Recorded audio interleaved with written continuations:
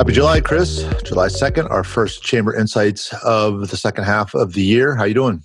I'm fantastic. I'm ready for the second half of the year, Joe. I feel like it's going to be a different year than the first half of the year, and I'm going to make it that way. And I hope others will come with me, and let's change our trajectory a little bit. How about you?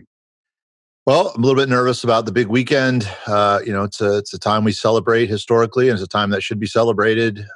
I'm hoping that folks will understand make good decisions and understand what the repercussions are of making the wrong decisions.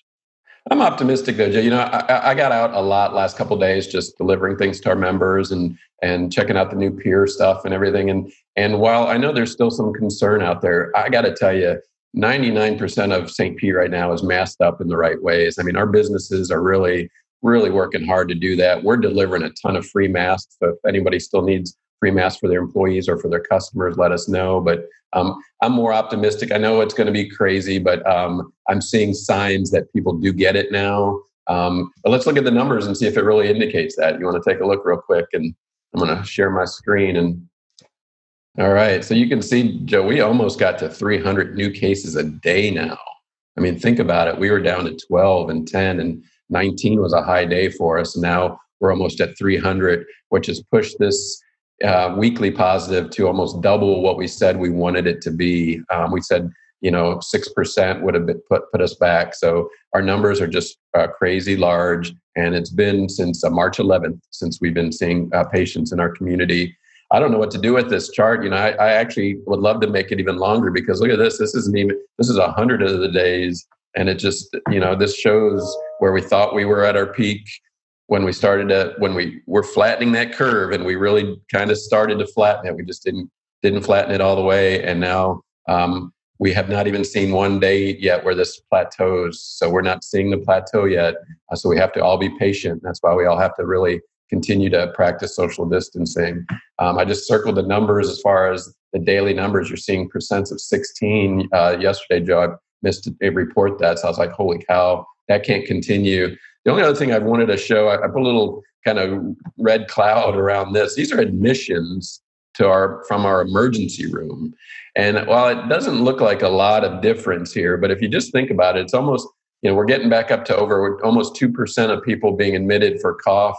Back in the day before the spike really hit, you were talking almost about 2 or 3%. So you really are still seeing a lot of people coming in saying they're admitted. And then if you look at what the trajectory of that is, these aren't peaking yet. These haven't come down. So I do believe our hospitals are still going to see a strain on it. And today's numbers, Joe, are as low as you and I have ever witnessed them to be, where we have only 40 beds in Pinellas County for our ICU patients. And we're hearing that 1 out of 10 are being admitted. So you can do the math on how many more people would test before we start to really get concerned about how do we take care of those who are most critical.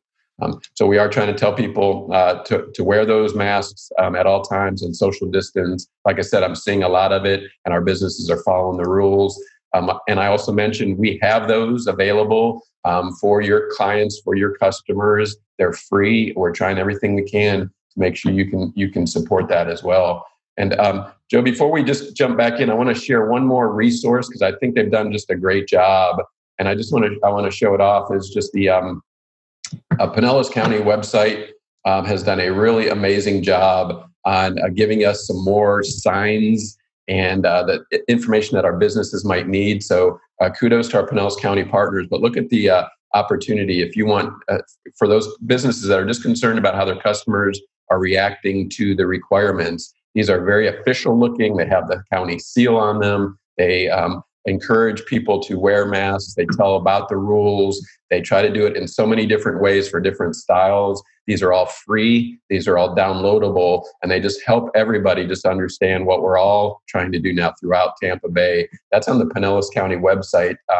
And you can find it PinellasCounty.org in their COVID website.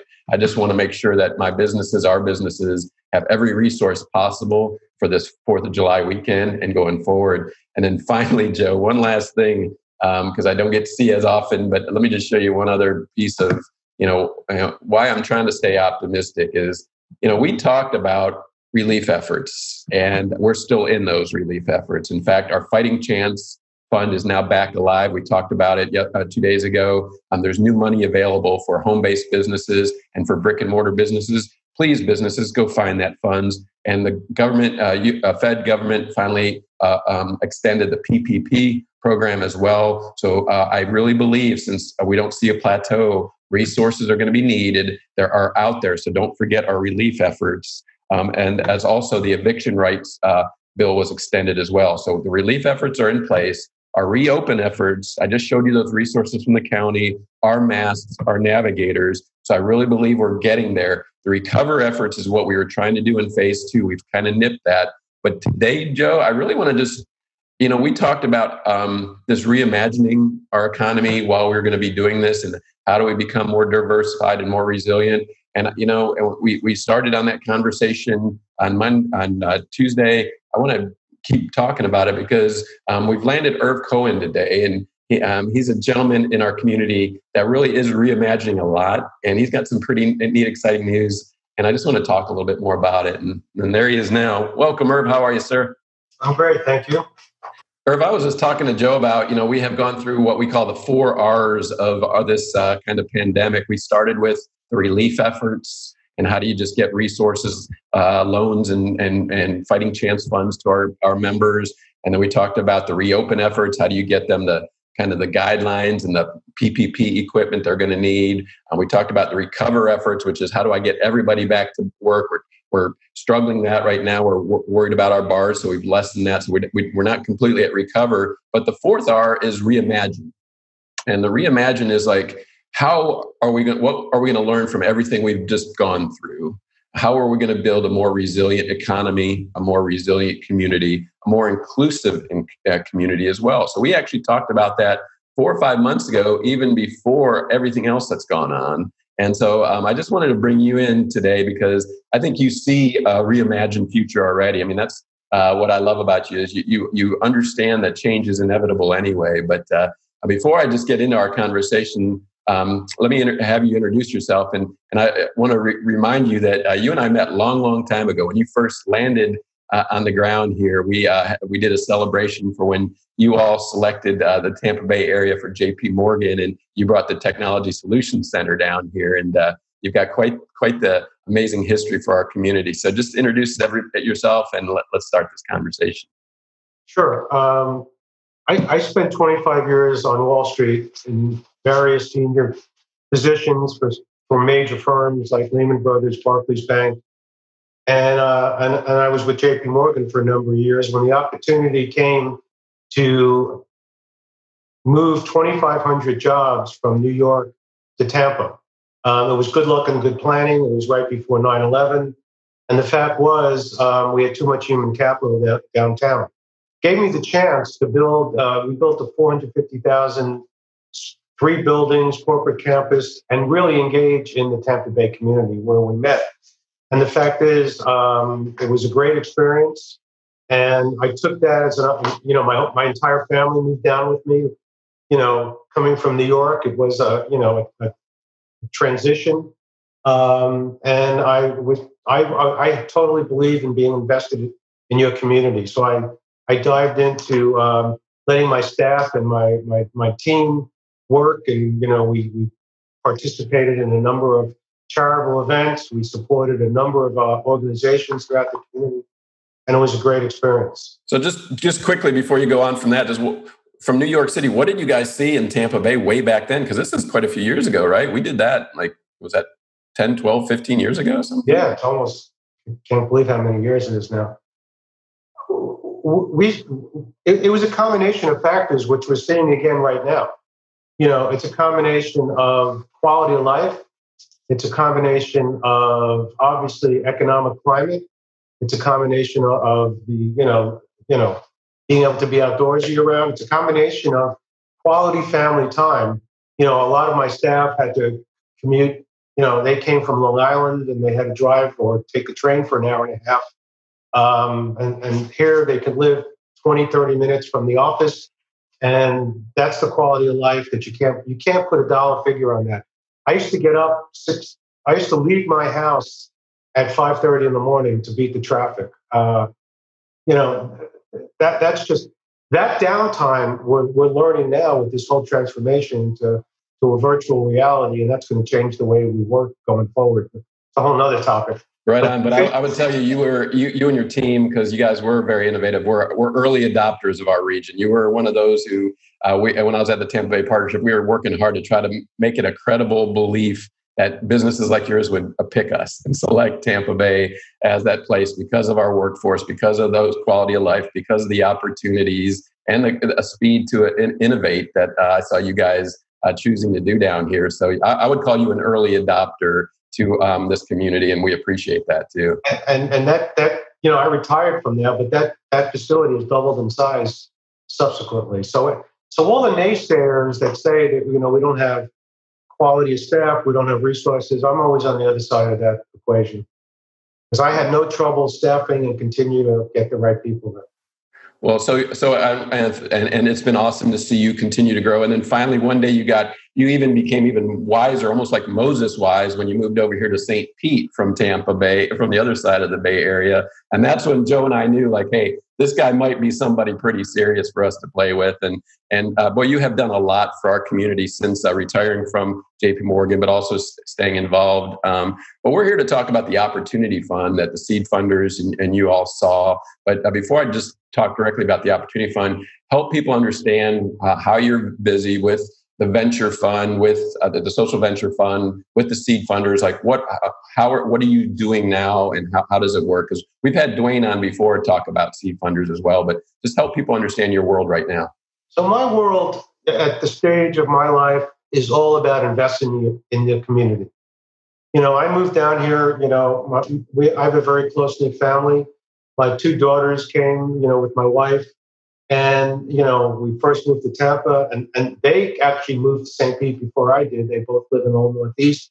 And one of them is a tech entrepreneur. And my other daughter works for Advent Health. So they're in the medical field, and they're both attorneys, and they're very excited about the community and living here.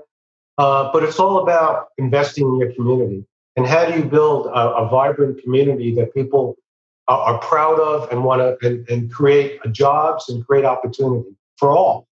So I really divide my life into the social side and the capital side. And I know we're going to talk about the Opportunity Fund, but I have been totally invested in an organization called Social Venture Partners, which is an international organization. Nationally, we have 3,000 partners, founded 22 years ago out of Seattle, Washington. We founded the chapter in New York, in Tampa Bay 5 years ago, and it's engaged philanthropy. It's really all about not just writing a check, but it's about how do we help the nonprofit, from capacity building to revenue diversification to board development, treating them like a business, as it said, social venture partners, nonprofits that do tremendous work in our community. I'm amazed how they're able to operate. They're running a business.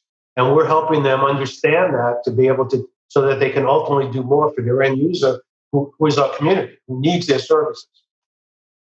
On the other side, using my experience, having worked in Wall Street 25 years, and I've always been involved in mentoring and tutoring, and I invested on my own in a number of startup companies in the fintech area. And about 8 years ago, I met Dave Chittister at an event in Tampa, and we basically aligned. The regulations were changing, and we aligned on the fact that we've got to create. We've got to join the community of the world that's growing in the investment in tech companies, tech-enabled companies. And we're not New York. We're not Austin. We're not California. We're not San Francisco. But we've got to help invest in our community and build that community. And we spent years on the ground. We founded Florida Funders 8 years ago. We spent years on the ground the first couple of years trying to acclimate the investment community in our region, who are very comfortable with investing in real estate and investing in hospitality, but the tech world was all different to them. It took a lot of work and a lot of meetings and a lot of presentations, and we were able to do that over a couple of years and bring in other investors. I chaired the investment committee there for a number of years, and we were finally able to recruit Tom Wallace and he brought in other recruiters. And I'm an active investor, not a passive investor. So I stepped down from that when I moved to St. Pete, and Dave and Florida Funders was being successful and going up the food chain in the dollar checks that they're cutting for companies. That still left the void that the original Florida Funders was doing. So Dave and I shook hands when I moved to St. Pete. Well, my one proviso, I want this company, Seedfunders, to be founded right here. So we started it in Station House, over a cup of coffee. 3 years later, we funded about 25, 30 companies. We have 50 active partners. We're in 2 other cities. St. Pete is our flagship, but we've recently launched Orlando and Miami. And we have a bunch of very engaged partners who are, most of them are local, most of them live right here in St. Pete, and they really care about the community as well, and they want to be engaged and they want to be part of the answer. So before you jump to the next part, though, just on that part, just the normal kind of tech world investing that you guys are seeing, the last 4 months, has it slowed down? Has it increased? Just give people a sense that was everybody holed up in a dark room, or were people actually creating deals? That's a great question. We're actually busier than we ever were. We continue to invest. That doesn't mean it's all sunny outside. We have certain one of our portfolio investments that we're dealing with nursing homes, for example. So they had to go on hiatus for a few months. There are certain parts of the economy that shut down. So they're sort of like in the, in the company itself, we're having to spend a lot more time on it. But as far as new companies, our pipeline is as full as ever. We've really leveraged off of everything we've done the last 7-8 years. Everybody knows Dave and I throughout the state. We see the best of the deals, and we're continuing to do that. And we're ramping up the quality of our investor, which is what it's all about. Yeah, that was what I was going to ask. Is the pipeline for the investor growing as well? Or? Yes, we've had to close our doors a couple of times now. Wow, that's beautiful. And actually, Zoom has helped us, reach other people that, trying to get meetings together and travel and all that. We're able to. Yeah, suddenly you're able to.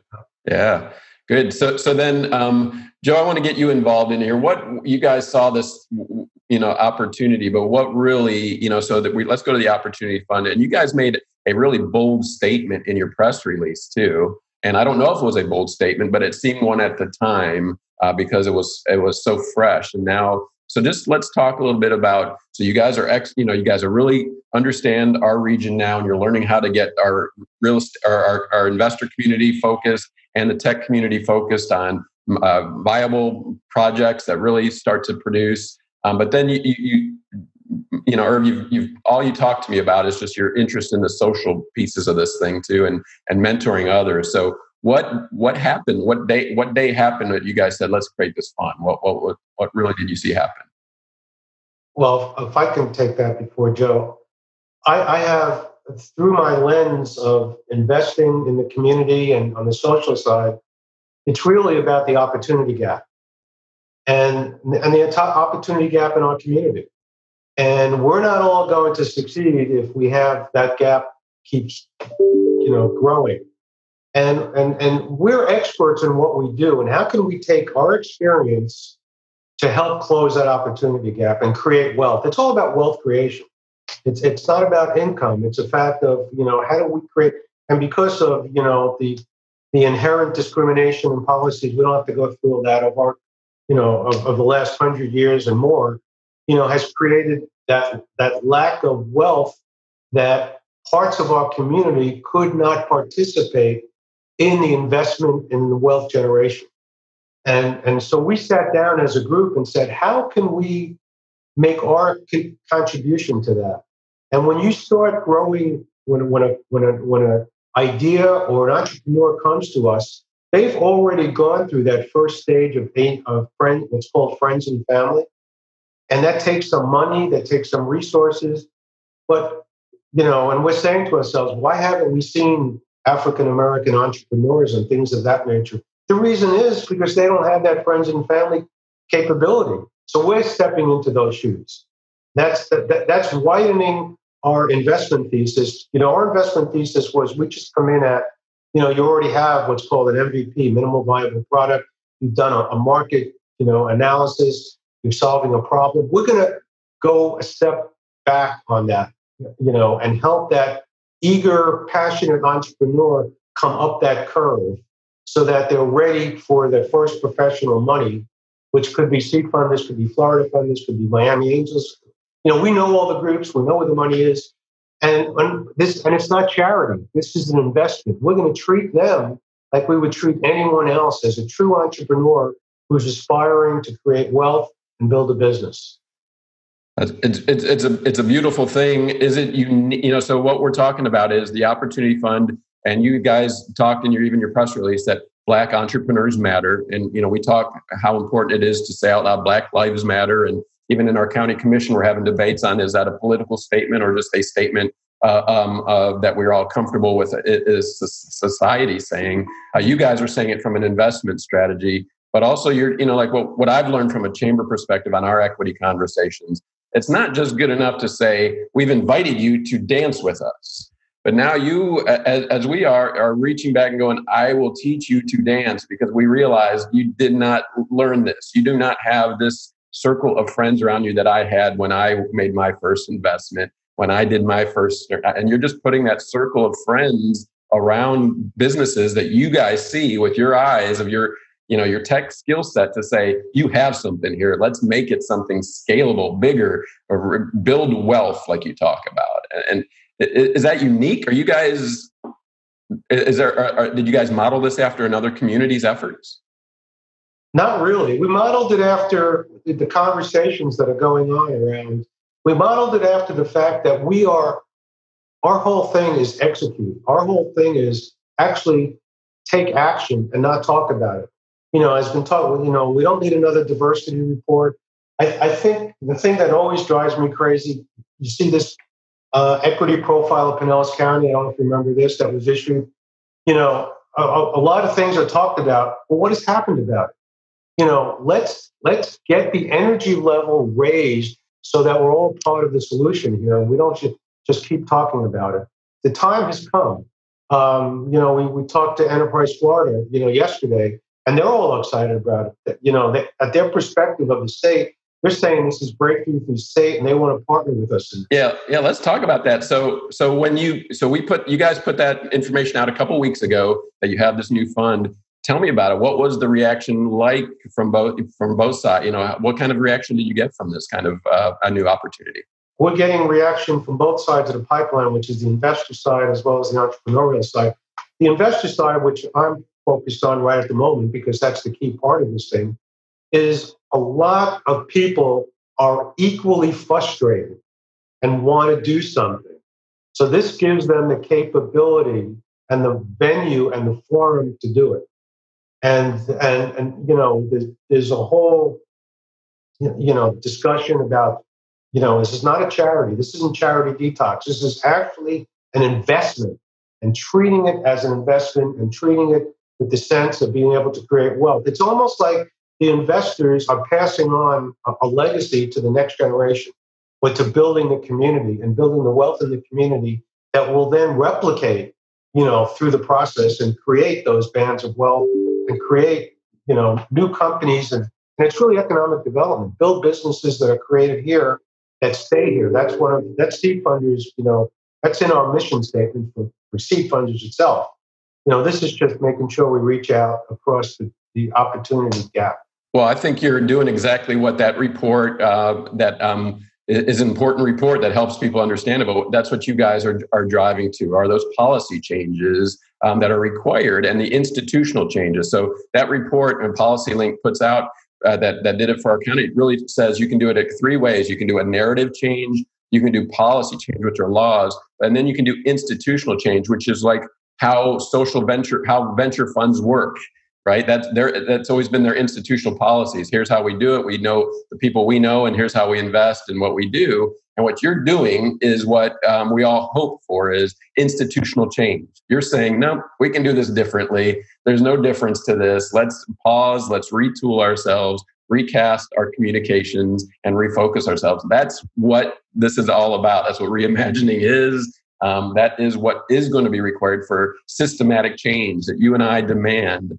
But you know what's so beautiful about it is, because you're a guy from New York City who can have targeted any community to do this. and any circle of friends, because I know you know folks on a national scale, and you're part of a national investment level. You could do that anywhere, but for some reason, and I credit Joe with a little bit of this, the narrative of St. Pete and Tampa Bay works for you to do this here, and you are proud of it, you're comfortable in it, you're strong in it, and you make us all feel good in it. And Joe, I think that's some of that narrative about what we've been trying to do, and I think you should take a little bit of credit for just building that narrative to let this keep moving. Well, I mean, it's just revealing what's already there. That's been the mission of the Catalyst, and what Irv has talked about in his thought process and how he's explained Seedfunders. Irv also does that in many other areas too. This is just one sliver of a bunch of parallel efforts that all sort of follow that same logic. And really, it's just about letting ideas flow back and forth, letting opportunity flow back and forth. Because what's an injustice that we can help is when there's a great idea that comes out of a chamber effort, but only a small number of people hear it. And there's a great business here that would be could be the next J. Bill or Raymond James, but they don't have that funding to get it done. It's just because there's people that want to invest, and there's people that want to build those businesses here. And so really, if we can solve anything, it's just being the connector to let the great things that are already here move back and forth and find their value connectors across all the different areas. Yeah. Well, Irv, I got to be honest with you. So I've been in community leadership now. This will be 30 years since 1990. I was at the chamber. And what I know is the fact is it does take gentlemen like you who really are confident in your voice and how you want to spend your time, and get frustrated with reports and get frustrated with meetings. But like you said early on, you've invested in everything good for this community since the day you've come on board. But you've shown me what leadership is, and why I wanted you on is we want more of this in our community. This is what we're demanding: is can we find those who are willing to take on the institutional change that's required? But also look what it does: it creates wealth. It's not a burdensome thing. It is the new way, right? Aren't we going to be doing this for a while now? Isn't this what is demanded of us? Truly. I mean, this is, when you think about economic development and creating a great place to live, this is what it's all about. And, we're going to have, there's going to be great migration and changes, throughout this country. And we want to position, be part of the solution for St. Petersburg, for people that, discover this area and see that they can create great businesses down here. They can bring their families here and know that there's a system that can support them, through their journey. And the education is important and the government's important, but the business community is just as important, to help guide them. That's what the other cities, we're a younger community, and other cities, obviously like New York, Chicago, San Francisco, they've been doing it a lot longer, but we're creating our own path here, and we're creating the opportunity for them to feel that they will have a system and a group of people and a community that embraces them, that they can live here and grow with their business and their family, which is just as important. Well, I appreciate you beating down the new path. I'm on it with you. You got Joe. For those of you who want to get more involved in this effort, please do. You hear he's looking for investors. He's looking for deals and companies that have the opportunity to become that. We're not done yet. Irv, I hope you have a wonderful 4th of July weekend. Hope you stay safe. And I appreciate it. And I really do appreciate the time and energy, but mostly the leadership for our entire community. Thank you very much. Thank you. Thanks, Chris.